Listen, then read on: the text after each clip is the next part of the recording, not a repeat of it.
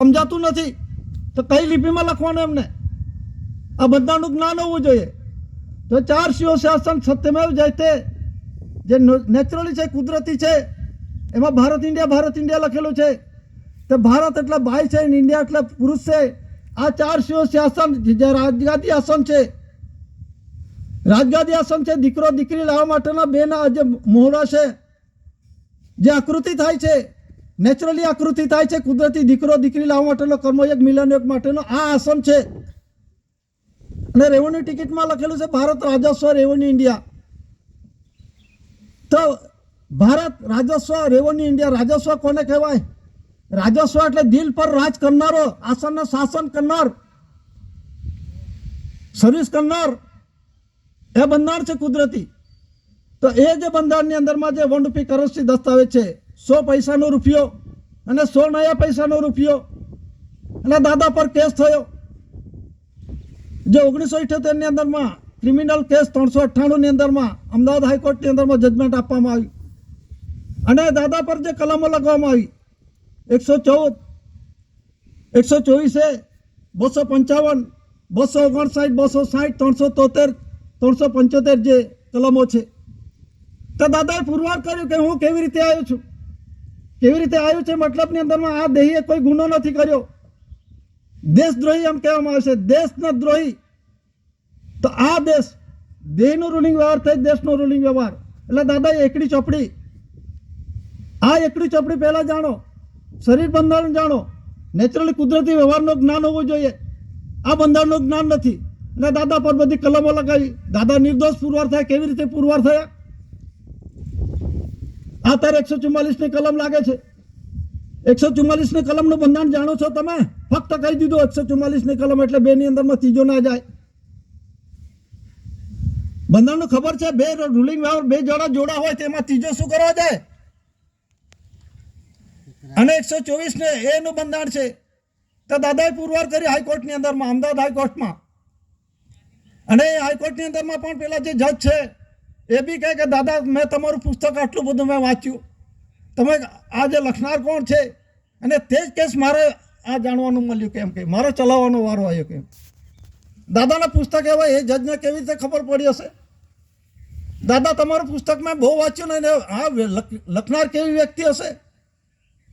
આટલું બધું પુસ્તકો આની અંદરમાં આટલા બધા ખુલાસાઓ થાય છે, એ વ્યક્તિને મારે મળવું છે, પણ તમારો જ કેસ મારા હાથે, એ પ્રમાણે તમને આ નિર્ણય આપવાનો થયો.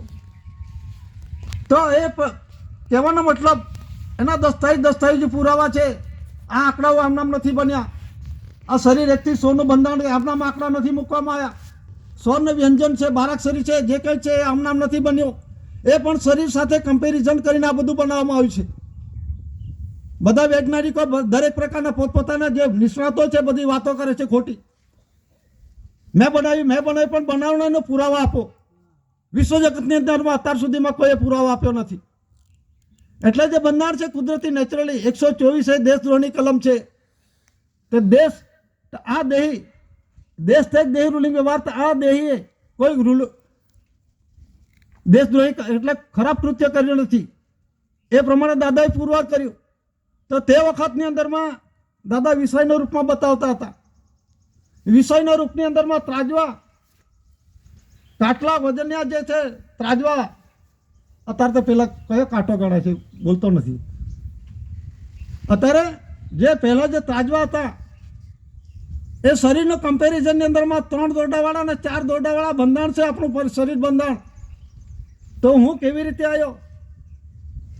ગવર્મેન્ટ સરકારનો આદેશ છે કાટલા છપાવી લો.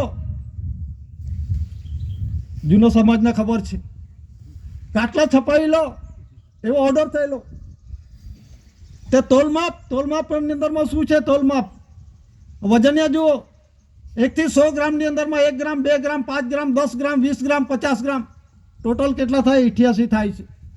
એમાં 12 ગ્રામ ખૂટે છે. 100 ગ્રામનું કાટલું હોય તો 88 ગ્રામ કેમ થયું? શરીર બંધારણની વાત છે. એવી રીતે 1 કિલોગ્રામની અંદરમાં 1000 ગ્રામ, 1000 ગ્રામ એટલે 1 કિલોગ્રામ. તો એની અંદરમાં જુઓ 1 ગ્રામ, 2 ગ્રામ, 5 ગ્રામ, 10 ગ્રામ, 20 ગ્રામ, 50 ગ્રામ, 100 ગ્રામ, 200 ગ્રામ, 500 ગ્રામ, ટોટલ કેટલા થાય? 888. તો 888 વત્તા 12 એટલે 112 વત્તા 12, પેલામાં 112 ખૂટ્યા 888માં 1000 ગ્રામની અંદરમાં, અને 100 ગ્રામની અંદરમાં 12 ગ્રામ ખૂટ્યા, તો 112 છે વત્તા એની અંદરમાં 12 ગ્રામ ઉમેર્યો એટલે 124, અને 124A એટલે આ દેશે ગુનો દાદાએ પુરવાર કર્યું છે કે આ કાટલું કેવી રીતે માતાના 50 અને પિતાના 50, આ 100 ગ્રામનું કાટલું છે, માતાના 500 અને પિતાના 500, આ 500 એટલે 1 કિલોના કાટલું તોલમાપ તોલાઈને આવેલું છે, અને એ પ્રમાણે દાદા હિસાબ આપ્યો છે. અને 124 દેશદ્રોહની કલમ દાદાને નહીં લાગી. ઘણા કહે છે 255, 259, 260 આ બધી કલમો લાગેલી છે, તો 255 કેવી રીતે દાદાએ ખુલાસા કર્યા? તો દાદાએ છે 100 પૈસાનો રૂપિયો અને 100 નયા પૈસાનો રૂપિયો, પુરુષનો 100 પૈસા અને બાઈના 100 નયા પૈસા, 100 વત્તા 100 એટલે 200 થયા. અને આ સેક્શન 55 આવ્યો.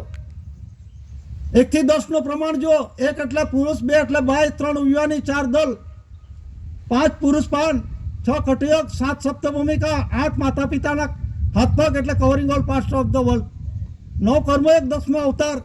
તો 1 થી 10 નો સરવાળો કરે તો સેક્શન 55. આ સેક્શન 55 આવ્યો દીકરો, આ રોકડો રૂપિયો રૂપરથી રૂપિયો બન્યો છે.